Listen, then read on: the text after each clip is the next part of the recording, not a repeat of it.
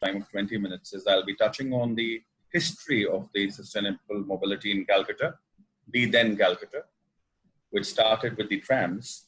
And I'm going to move to the current recognition that we have got for the electric buses.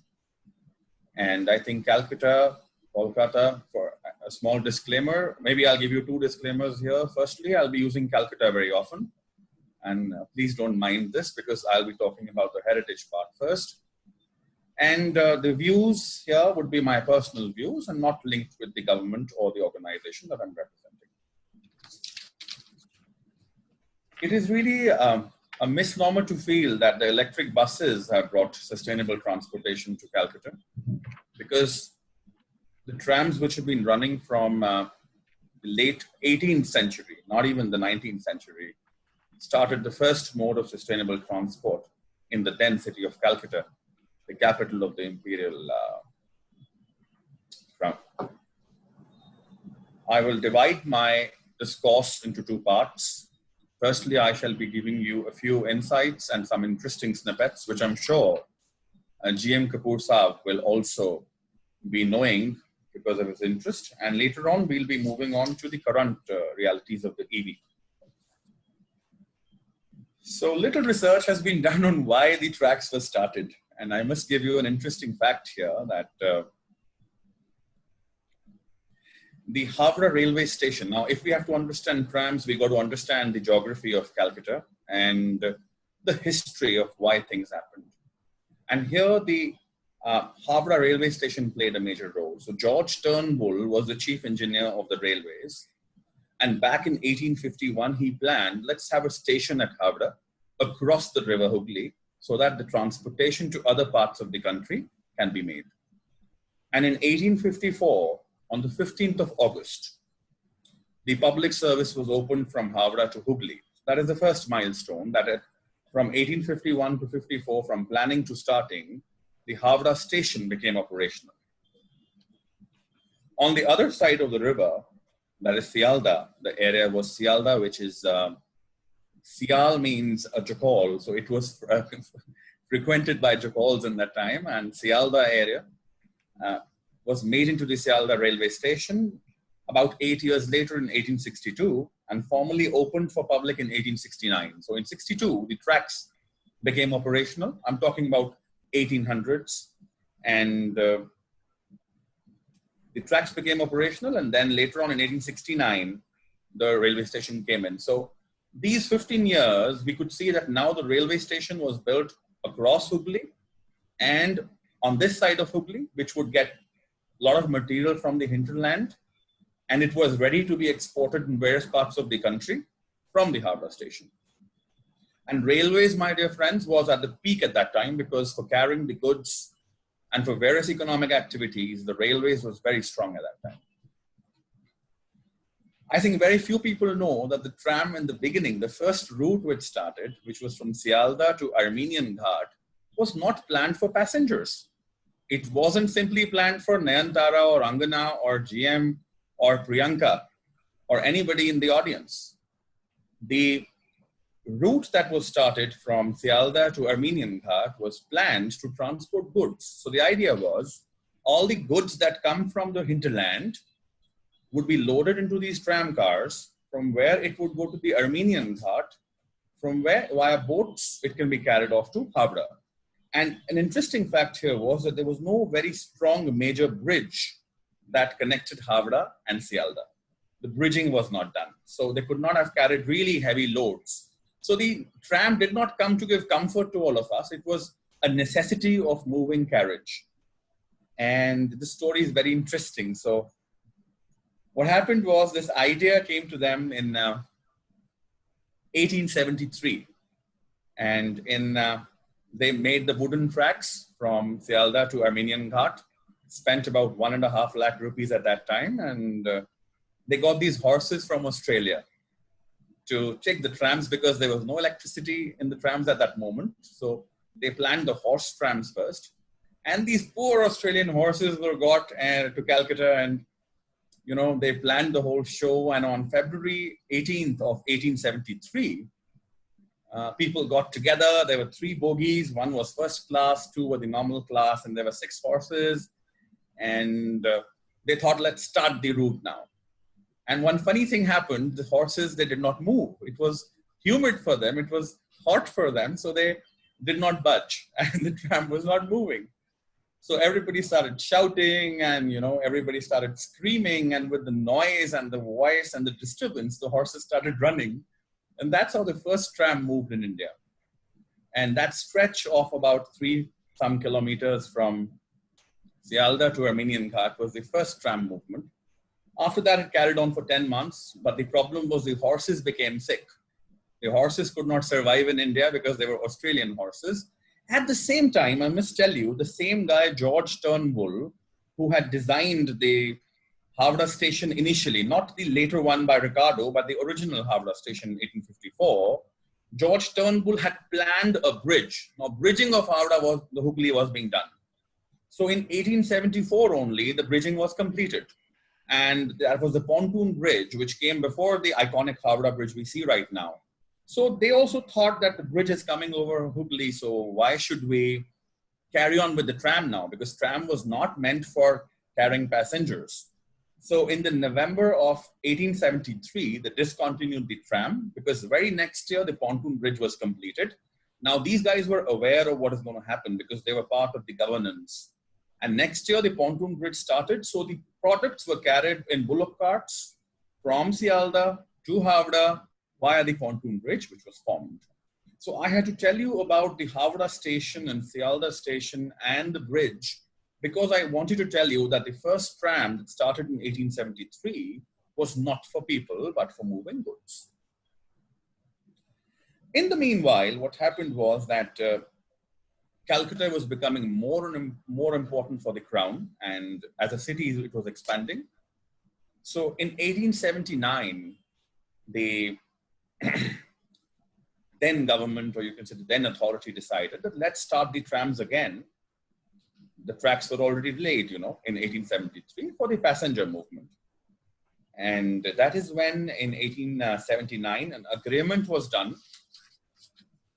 On the 25th of August, 1879, an agreement was done between the Corporation of Calcutta and grantees. And who were these grantees? They were Parish Brothers from London and Sutter from Liverpool.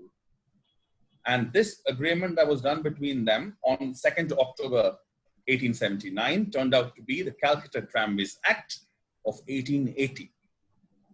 So if we look at sustainable movement in Calcutta, it is starting not now, but in 1880 officially with the Calcutta Tramways Act. And if you happen to read the act, which I have read, it's a beautifully drafted legislation. The section 3 of that act mentions the 7 original routes. It's very interesting to read.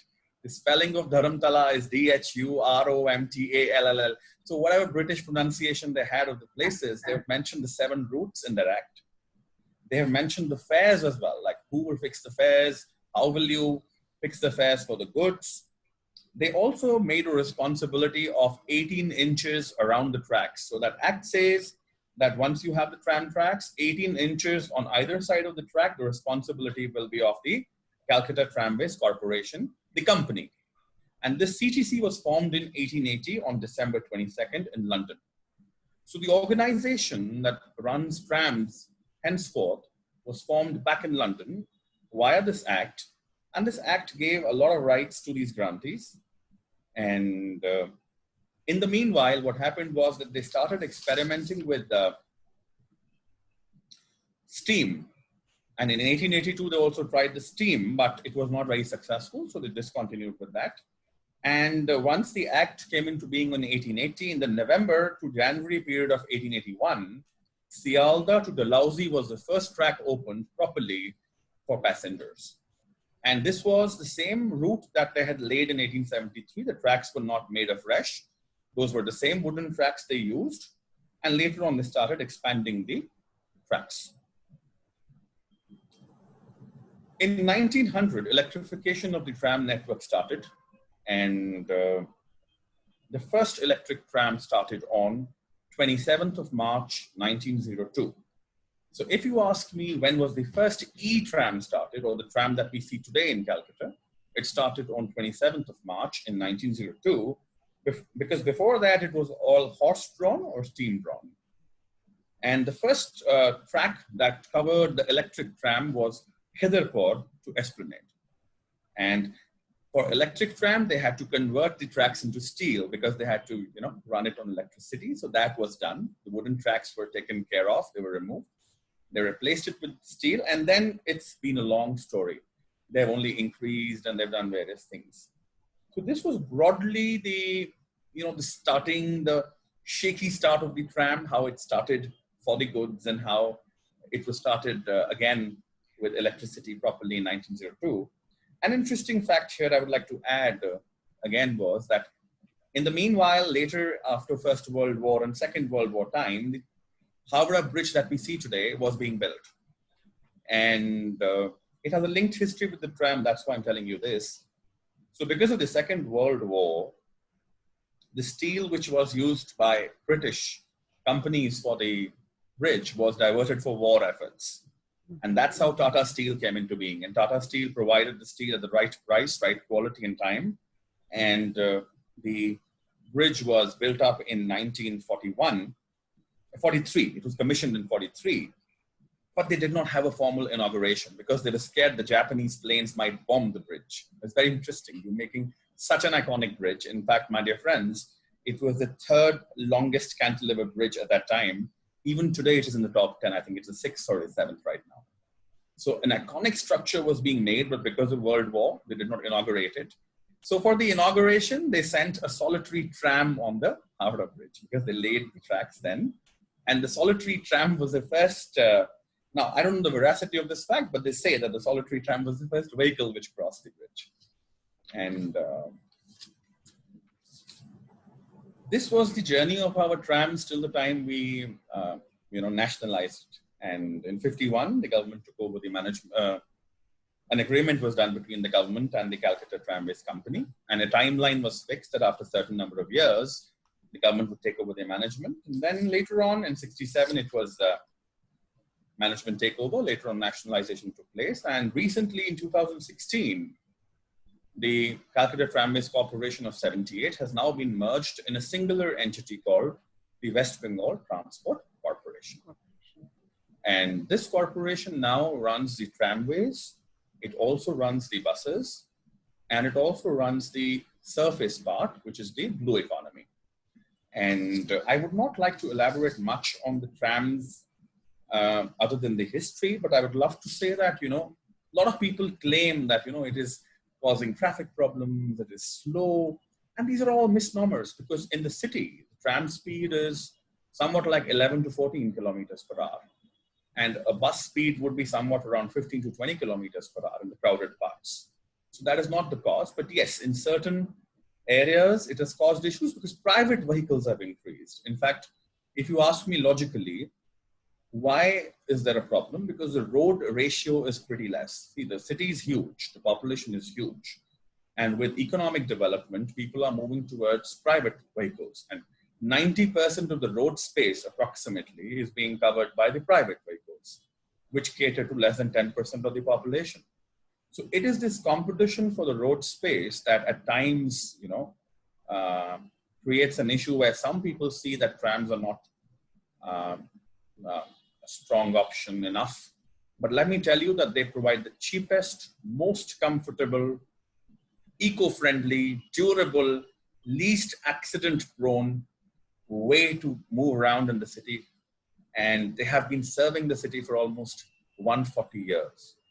So more than a mode of transport, it is our heritage, it is our culture, it is our pride. And you see anybody who comes to Calcutta for the first time falls in love with the trams, the Victoria Memorial, the puchkas, the Park Street, the yellow cab. So it's part of our identity. And I must give you a good news that we are starting a tram track tomorrow. That is Raja Bazar to Howrah Bridge. One is already functioning. Because of Amphan cyclone, a lot of damage was done to our overhead wires. But our team is restoring these tracks. And one more small good news I would like to share with you is we started a heritage art installation last week in the trams, which has been highly appreciated by the people and the commuters, wherein we have delineated the history of the trams, and we are requesting people to take care of the trams because it's their heritage. It's not the heritage of GM Kapoor or Nayantara Pal Chaudhary or Angana or my friends here from various services who are here. Thank you so much for joining. I can see a lot of batchmates from the income tax here in the group. I can see a few friends from the IAS as well. My better half is also there. So it is not these people that the tram is a heritage of. It is the heritage of everybody who resides in this beautiful city. And as a country, it's a collective heritage because, you know, we are the only surviving system in India. Wait, how much time do I have, Nayantara? No, please continue. This is so interesting. Don't worry. I think I'm done with the interesting part because the history of trams was really interesting. Briefly, in 5 minutes, I'll apprise you of our journey of the electric buses, and then I'll probably move on towards other speakers.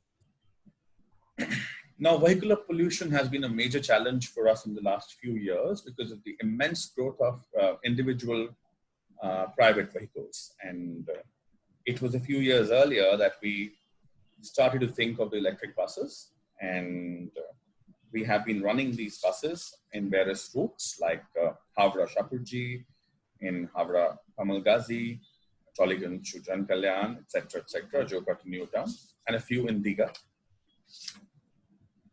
Well, a simple question can be asked, and I must put on record that the World Bank was very helpful to us. Yes, Terry was helpful in making the case study, but the help from World Bank cannot be overlooked. They have really helped us in the entire journey of the electric buses in Kolkata. I'll be using Kolkata now because electric buses is a recent phenomenon. And these buses have their own advantages. They're eco-friendly, they don't pollute, and they are noiseless, they can be charged. And if we can move towards renewable charging sources like solar or other better sources, it can be a completely environment-friendly source. Moreover, what we see with our experience of e-buses in Kolkata is that it's also cheaper to run the e-buses than the normal diesel buses, because initially the cost is high, but once you have the buses, then the diesel costs and all are saved, and it turns out to be a more profitable infrastructure for the government as well. So it's a win-win situation, economically as well, financially as well, and also for the comfort of the commuters and as well as the environment angle.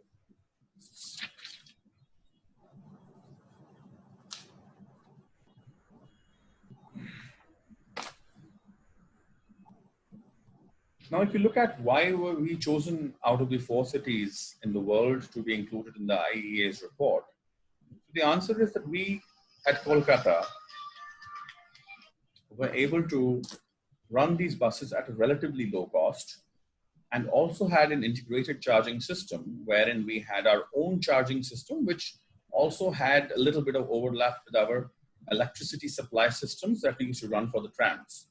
And our manpower has been running trams for a century plus.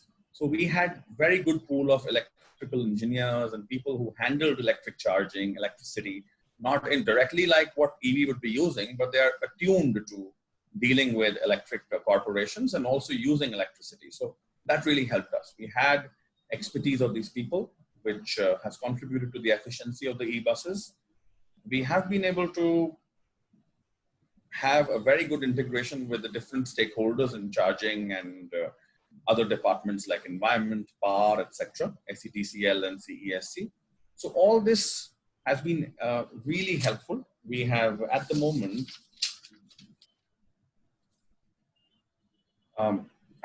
we are operating 80 air-conditioned electric buses. A second lot might be coming soon, which is the second lot of OPEX model.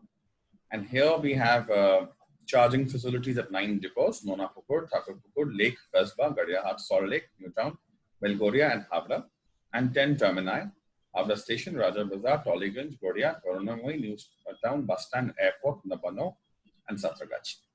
And few of the buses are running at Diga. So if you ask, what is the next step? And not officially, I would say, but yes, we might explore the possibility of increasing the environment-friendly modes of transportation. There's been no concrete decision so far, but there is a study of 2017 done for Calcutta, which is the electrification of public transportation in Kolkata by the ISGF, where World Bank played an immense role. And it talks about electrification of the ferries and says that e-ferry could be a good option for the future. So we could think of that maybe separately as well, but that is the future. If we could think of doing e-ferries, and one thing which we are transitioning to maybe in the future is CNG buses for Kolkata, and using solar power for charging our depots. So the idea is that if we can have solar panels on our charging infrastructure depots, our source of the electricity also becomes clean. Yes, we are using electricity in the buses, but then the source is renewable and it is more environment friendly. So these are the few things we are going to think in the future. And currently our e-buses have got the appreciation from C40 last year. We got the award at the Mayor's Summit. This year, IE has appreciated. Our partners, World Bank and Cherry, are there. And World Bank is helping us develop a lot of other things around this ecosystem. So things look bright. We're trying our best. That's it. Thank you for calling me. Thank you, Nayantara. Thank you so much, Mr. Rajanveer Kapoor. You shared so much of history with us, so well researched. Thank you so much. And we can see how you feel passionately for this heritage of our city, the tramways. We hope that after the cyclone storm Amphan, the tracks will be repaired and the trams will be back on track with larger network, of course. And the Bengal Chamber looks forward to partnering with you in any way, which way you want, and we can always have a discussion. Now, to talk on the charging infrastructure, which is so very important, as mentioned by Mr. Kapoor also, we have with us Mr. Gautam Ray, Chairman of the Energy and Environment Committee of the Bengal Chamber, and also the Executive Director, HR and Admin of CESC. Over to you, Mr. Ray. Good afternoon. Good afternoon, Nayantara. And also, basically, we have been, a nicely thing has been presented by Mr. RVS Kapoor. It was really very interesting to listen to him. I am here, of course, as the chairman of the Energy and Environment Subcommittee Chamber of Commerce. And as you have correctly started, that this untraveled path through which we all are passing through, this pandemic, of course, one of the silver lining, one of the probably the brighter side of it, that the world has become cleaner. But definitely, our intention is not to see the world such a clean in a lockdown situation. We want to see the world also clean when we will be live again in an unlocking situation. So that's the challenge. As we know, a little background that this global warming, you have touched upon the super cyclone the city has faced recently. These are all outcome of the temperature rise worldwide, what is happening. And not to our choice, but the CO2 emission has become a very alarming thing. In fact, 2.7 ton CO2, it is 1/7 of the world emission is happening in the country like India. 183 countries recently, all of us know, that had a meeting in the Paris, which is called the Paris Convention. The whole objective is to see that how the temperature rise can be retarded, can be slowed down. India as a country has taken some very ambitious plan in way of setting up 175 gigawatt, because we know the fossil fuel based generation electricity is also something which creates such emission. So, 175 gigawatt addition of solar capacity by 2022, which may go up to 275 gigawatt by 2027. And 80% of such emissions are outcome of industries. but 20%, it's not, in fact, 1/5 is coming from the transport sector. And again, another important issue on the question of whole economy, when we see that 22% of the import of petroleum we are having, which counts for 102 billion US dollar. So it is a huge value. Our figure shows that 2015, the country as a whole has more than 20 crores of vehicles, which can go up to even 30 crores at the, in the year 2025 or like this. Our, as a electricity provider, yes, of course, what Mr. Kapoor has correctly said, our connectivity to electric vehicle is also a long-standing, because we are also one of the industry which is incidentally 120-year-old. So way back in 1900, when Calcutta witnessed the, tramways to start, CSC was the service provider. Now coming to the vehicle part of, electrical vehicle part of, which is, of course, the subject of the day, we all will appreciate that it is primarily the challenge of the technology. How really the technology can take the lead on question of many issues which are being discussed around, that is important. In fact, 1980, I will say, the major, the main important year when the lithium-based has been introduced, invented, that was the path-breaking component for this e-vehicle to come. 13 nations now actually are working on it. In fact, they are currently participating in EV initiatives. Canada, France, Japan, Norway, Chile, Germany, Netherlands, Sweden, China, India, New Zealand, UK, and Finland. Now, unless we have a proper technology-based product, unless the proper technology is developed to take care of all the issues, what is basically going around? What are the issues that people are asking? What are the cost per kilometer? That's the primary thing. What is the longevity of the electric vehicle? Because that is the question. Spares are available or not? How many miles I can go with the charging? Where should I get the charging station? I cannot be, because whether I like or do not like, the type of comfort and the type of assurance people are getting with the fuel-based vehicle, unless I get such type of comfort and assurance, nobody in today's world are interested. So that's a very important situation.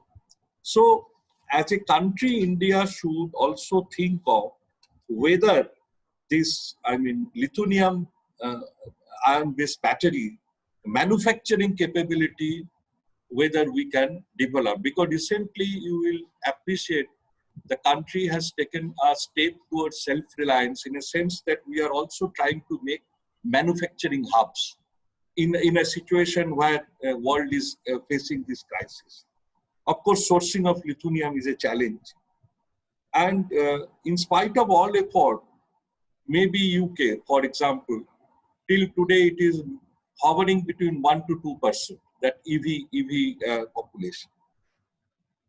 That Tesla model, Tesla 3 model, whatever the best possible opportunity, best possible product they could evolve.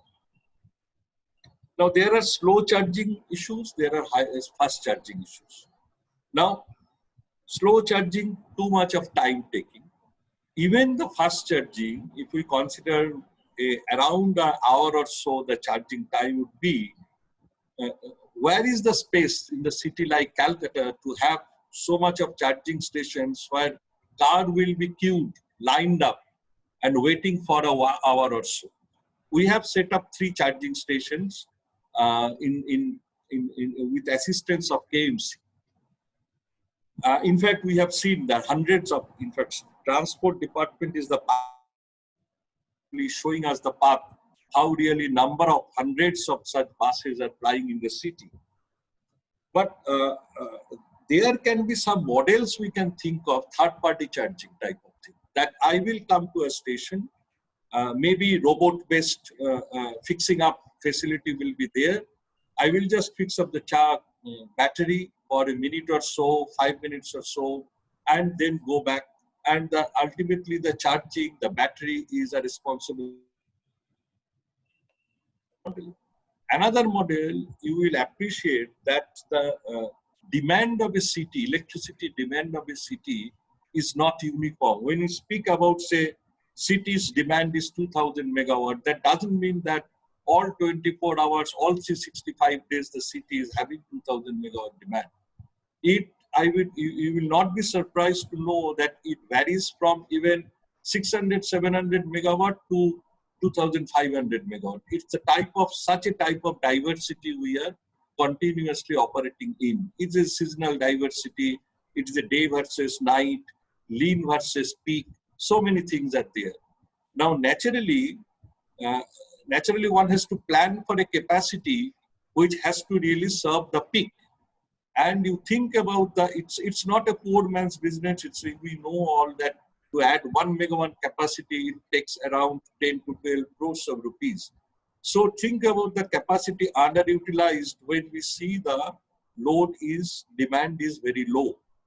Now, if we can have a mechanism to have a charging facility, home-based, during the night, so that it helps the grid. It helps the grid in a way that when the demand is low, people can utilize that charge. So this type of, unless we have something like in a collaborative manner, a comprehensive approach with respect to where we will charge, how we will charge, whether it will be a charging station in place of the petrol pumps, whether petrol pumps will be having the charging facility along with it, or it will be a separate thing, or thinkings, all type of deliberations has to be there. Of course, the primary thing is the cost. Primary thing is the convenience. The primary thing is the efficiency, and people should not suffer from any anxiety. It is a question of, when we were discussing quite long on the charging station, we found it is a chicken and egg issue. Whether the charging station first, the vehicle comes second, or the vehicle first, then the charging station will be there. But definitely, this is, of course, the future. This has to be the future. We have tried as an example, setting an example. We have also, procured a few vehicles for our own internal use. You will find a charging station set up in in our main office also.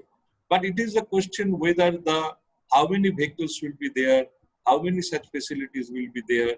It has to be a part of a more macro level planning. So with this, I hope I have shared some of my thoughts. Though I am not an expert at all in this field, you will appreciate that I practice HR admin, but it is basically being the chairman of the subcommittee, I have thought I should share some of my thoughts. Thank you for giving me the opportunity. Thank you, Mr. Gautam Ray, for sharing your thoughts on the future planning that needs to go into the city as far as charging infrastructure is concerned, new models, and good ideas like charging from home, other things that you shared with us. Maybe there'll be a few questions after this session, but I think we will go straight on to Mr. G.M. Kapoor, State Convener of Indian National Trust for Architecture and Cultural Heritage. Mr. Kapoor, please share your slides with us. I think you have some slides. So this is Banalata, the heritage tram which was launched in February 2002 with the Calcutta Tramways Corporation taking the lead. We provided all the software support, we provided the routing, we provided the necessary, breakfast sponsorship as well. It was a very popular ride, but for some reason it did not continue. But this tram is something which was the pioneering effort by Intac for taking the heritage of the tram to the citizens of Calcutta.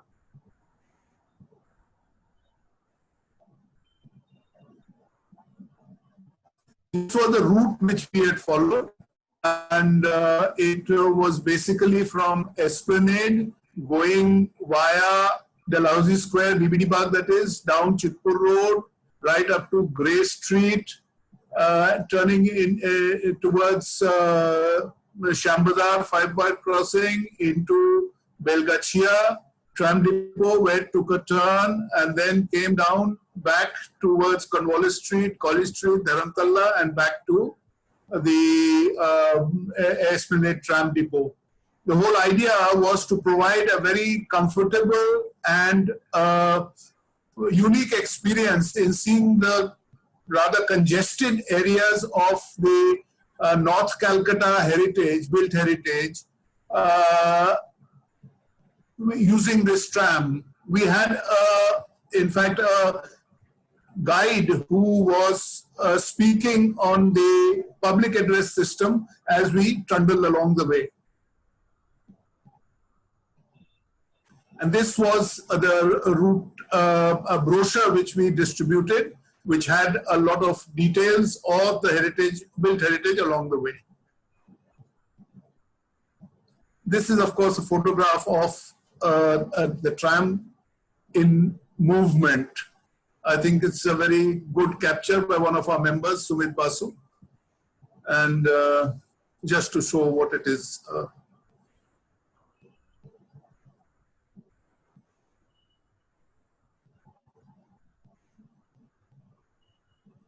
Mr. Kapoor, you may continue, please. Okay.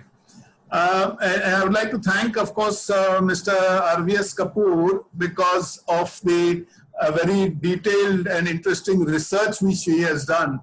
And at the outset, I would like to mention that it is high time that we set up an archive and museum for the Calcutta tramways. It's very necessary that these, heritage aspects of the city in the form of the tramways should be preserved and made accessible to the public at large. So my request to Mr. Kapoor is that this should be taken up as part of the project, because otherwise what will happen is over the years, all this will go and we will have nothing left unless we find somebody else who's as keen about the heritage as you are. You have mentioned about the Howrah connection, and I still remember in my younger days, the Howrah, being a very congested part of the city, had trams which were single car trams, and they were green in color. Now, I don't know whether we have photographs or things of that those particular trams available. Those all are snippets and trivia which are very interesting to people at large. However, I will just talk a little bit about, since you have already given most of the history, it is not much for me to talk about there. But as you have mentioned, the trams have been Calcutta's age-old tradition.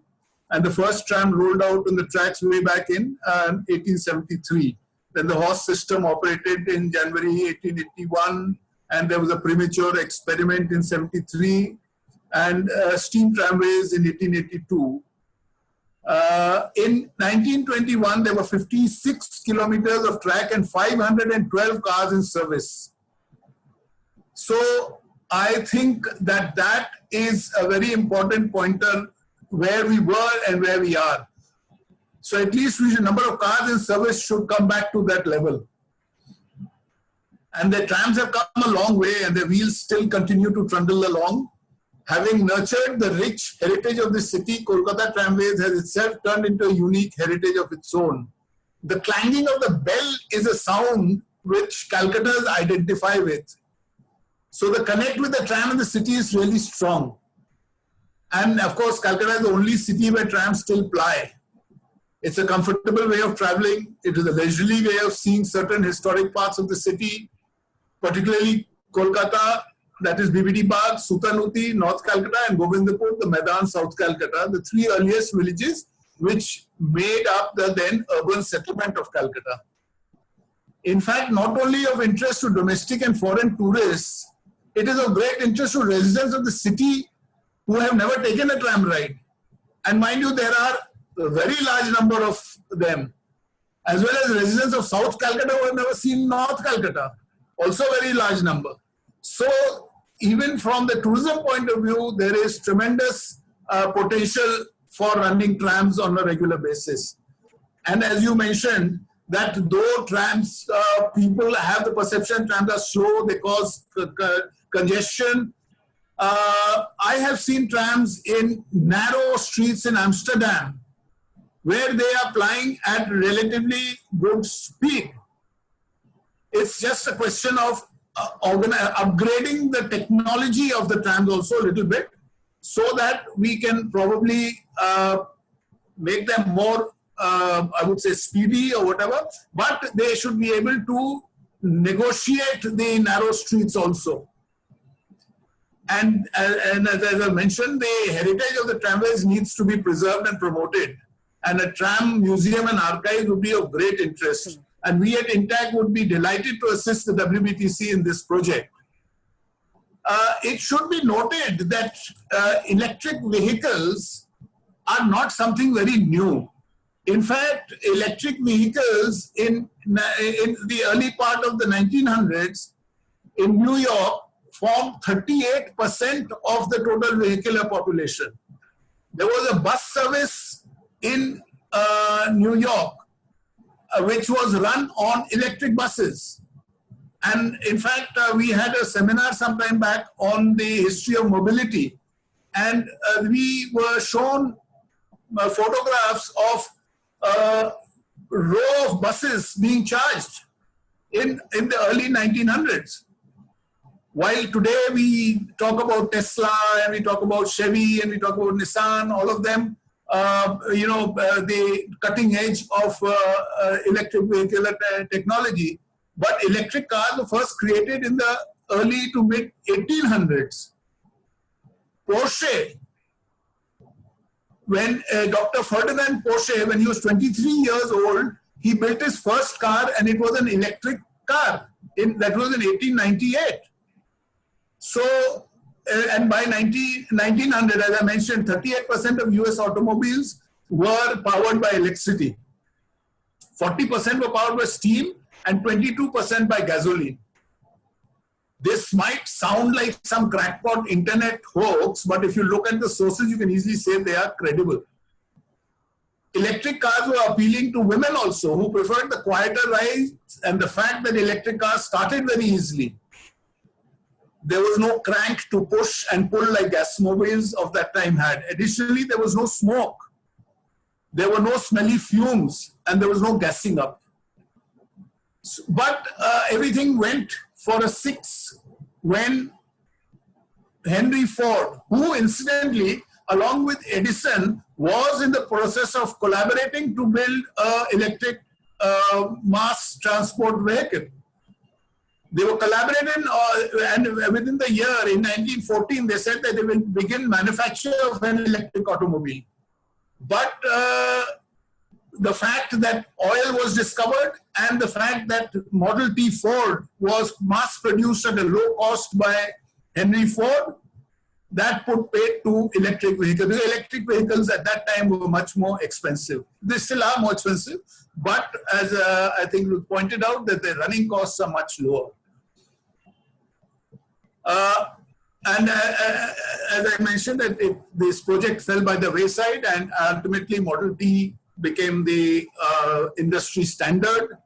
And while there was a lot of enthusiasm, but somehow electric vehicles did not see the light of day subsequently, till very recently when the environment has become a very important aspect. So anyway, I would like to dwell on the heritage of the trams in Calcutta, which I think are in very safe hands. And my request to my friend Rajanveer is that we must protect this heritage and see how we can expand the network. And I am sure he will get the blessings of all the citizens for reducing the pollution in the city. Thank you very much. Thank you, GM. That was very interesting. And I'm sure we from the Chambers of Commerce, the government, and heritage enthusiasts like you, we can all work together. We are all stakeholders to do something to revive this heritage. Angana, we have a few minutes for audience questions. Would you like to take them? And Yeah. Thank you. So our endeavor was to create this session on the past, present, and future of e-mobility. Having Intact with us joining this initiative, we are happy to share about the rich heritage of transport system the city has, with the first site of being e-mobility solution. And we are now at present being the first city in India to be featured in the prestigious publication of International Energy Agency. And of course, the future depends to a great extent on our infrastructure, which Mr. Gautam Ray shared a vision on. So we have noted some of the questions and suggestions which have come to us on the chat board. So I have identified some questions and kind of collated few so that we can have as much reach as possible of our interactive session. I would request Mr. Rajanveer Singh Kapoor first. Thank you for sharing such a beautiful overview of the heritage and the present heritage of the tram and the present e-mobility infrastructure and network of the city. So with this, I would request you, there's a question that what is your thoughts on shifting to complete e-mobility for public transport in Kolkata?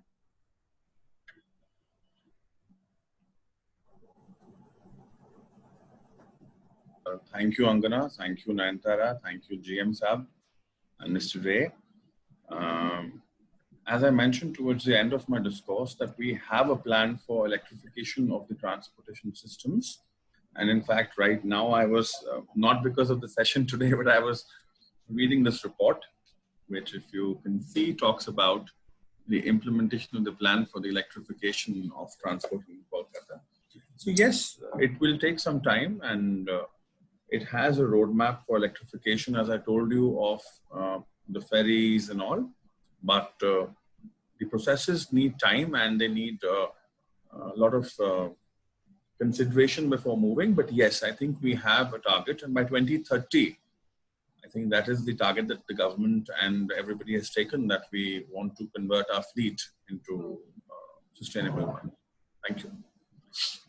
With a cue to this, I would move on to Mr. Gautam Ray. We have few kind of questions and queries whether PCO model possible for charging infrastructure, or is it possible to kind of exchange the batteries for charging infrastructure? Is this a viable model, Mr. Gautam Ray?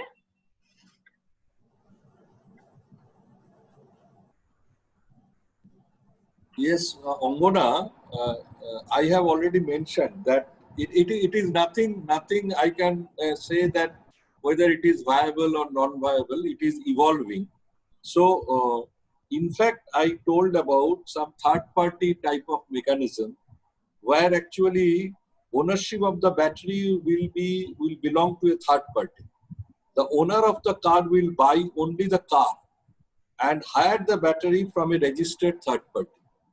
When the charge will be about to finish, the owner will bring at the battery center, and immediately an automated robot-driven system will swap the battery with a charged one. So that can be, it is just thinking. The entire process will take few minutes, and all issue with the battery will be the responsibility, all issues with the battery will be responsible to the battery agent. Now, such a system requires at the backdrop a very well built-in IT-driven system of communication network, which will track the battery, monitor the condition, which we call actually the condition monitoring, and the asset. What is the condition of the asset, and it will be also give an expected life or expected time frame within which the thing has to be changed. So this can be one model. It is nothing. It has been experimented, tested. It is just an idea I'm speaking of. Another is home-based. I have already mentioned. So yes, battery is the greatest worry I can tell you. So that has to be handled. That has to be tackled properly. And sir, where do we stand in terms of having solar driven charging infrastructure? Again, solar in Calcutta is a question mark, because if you see this part of the country, and particularly the Calcutta, looking into its the intensity of the sun, and particularly it cannot be dependent on, again, then the solar, from solar to a charging storage, then from that storage to a movable storage. So it is again one after another. It is technically possible. Technically this can be, but this city is not really, I would say, a transport system which has to be very reliable. We cannot just dependent on uncertainties. I have a doubt. And as because there is a good electricity provider which can at any point of time supply whether it is WBSCTCL or CSC. So I don't find any problem in getting the electricity. Thank you, sir, for addressing the two most kind of common queries which come to us when we talk about e-mobility. Now, I'll move back to Mr. Rajanveer Singh Kapoor. Can we aim at a connected vehicle concept with real-time information to commuters at any point of time? Angana, it tells me one thing, that you only travel in your own car. Because let me tell you, Kolkata already has a real-time monitoring of the trams, the buses, and the ferries. An app that we developed with the support of the World Bank called Pothdisha. And real-time monitoring is being done for all our buses, all our trams, and all our ferries. And not just that, we have a smart card which you can run on the ferry and the bus. Just like the Oyster Card London, we also have it on few of the trams. And in future, we're going to actually extend it to, all the vehicles that are run by the corporation. So I think it only proves that you're either using Ola, Uber, or your own vehicles, because you're not aware. Thank you for sharing this, because this is not only my pleasure. It also tells me the need to market it more, so that people know about it. Yes. And we will certainly do it in the future. Let things be normalized after COVID, and both the Oyster card that we have for Calcutta, the smart card, and the app, we will market at a higher level. Thank you. Thank you. So now I'll come back to Mr. J.M. Kapoor. What are your thoughts, sir, on the modernization of tram system, keeping in perspective the heritage values or the heritage features of trams? No, certainly the trams network needs to be modernized and upgraded. I have no issue as far as that is concerned. It's not that the 1920 model of the tram has to run for public transport. My point is the heritage part of the tram should also be protected. You should have heritage trams running for tourism purposes. In fact, you have in various parts of the world things like what they call the hop-on, hop-off, ho-ho buses. You can have a ho-ho tram. Yeah, good idea. Something like that. I'm talking about the upgradation and modernization of the fleet is absolutely important, because otherwise you will not be able to serve the public at large. I think my friend will agree with me that this is, and certainly I'm sure they're taking it up, but the heritage aspects need to be protected. This is my suggestion. Thank you. So I think we have more or less covered the queries and questions we have. I would request Ms. Pal Chaudhary if anything else you would like to add, or we may conclude the session.